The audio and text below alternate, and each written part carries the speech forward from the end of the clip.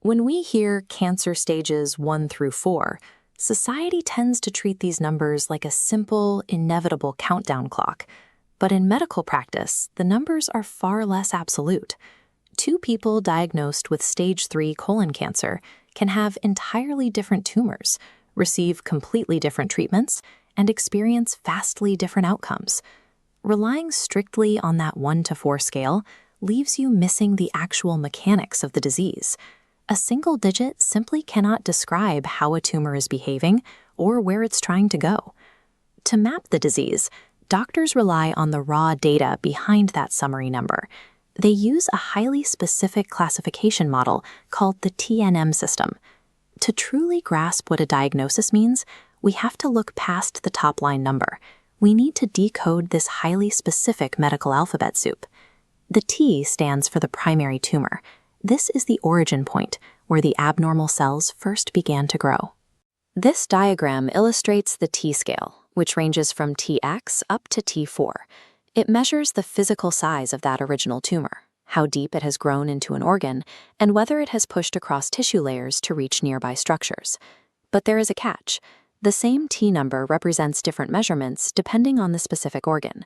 A T2 designation for a lung tumor follows completely different size rules and carries a different meaning than a T2 designation for a breast tumor. The T category carefully defines the exact boundaries and severity of the immediate local threat before those cells have a chance to travel. That potential for travel brings us to N, which represents the nearby lymph nodes. These small structures act as the body's regional filter and immune defense network. This animated map tracks the N scale from N0 up to N3.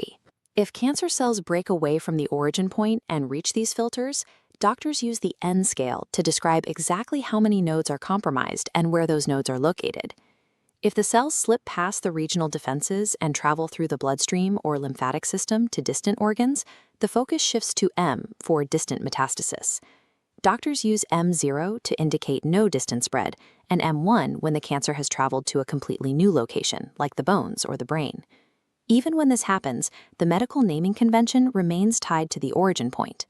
Breast cancer that spreads to the bone is still treated and classified as metastatic breast cancer, not bone cancer. By mapping the N and M variables, oncologists outline the true geographic footprint of the disease. They identify exactly how a localized problem is attempting a systemic invasion. This visual equation demonstrates how doctors calculate the overarching stage. They take specific T, N, and M values, like a T2 tumor, N1 node involvement, and M0 lack of distant spread, and combine them. These variables snap together to output a final summary block, like stage 2. That stage can also carry a lowercase c or p. A clinical stage is calculated using initial scans and biopsies before treatment begins. If surgery is performed, doctors analyze the removed tissue under a microscope to assign a more detailed pathological stage. This graphic splits the two major ways doctors classify the threat. On the left, stage maps how far the cancer has spread. On the right, tumor grade shows how aggressive the cells actually look under a microscope. A tumor could be confined to one small area, a low stage, but be composed of highly abnormal, fast-growing cells, meaning it has a high grade. When we hear stages 1 through 4, we are hearing a broad mathematical summary of these highly specific microscopic details. The stage is a useful shorthand, but it is never the complete story. This detail is especially important when addressing the most common misconception. A stage 4 calculation is not automatically interchangeable with a terminal verdict. Stage 4 simply means the cancer has spread from where it began to a distant part of the body. Within that category are dozens of different diseases, each with entirely different biological profiles and behaviors. Depending on a tumor's specific biology and genetic markers, doctors now use targeted therapies that can control metastatic cancer for extended periods. The spread makes the disease more complex to treat, but it does not mean treatment is unavailable.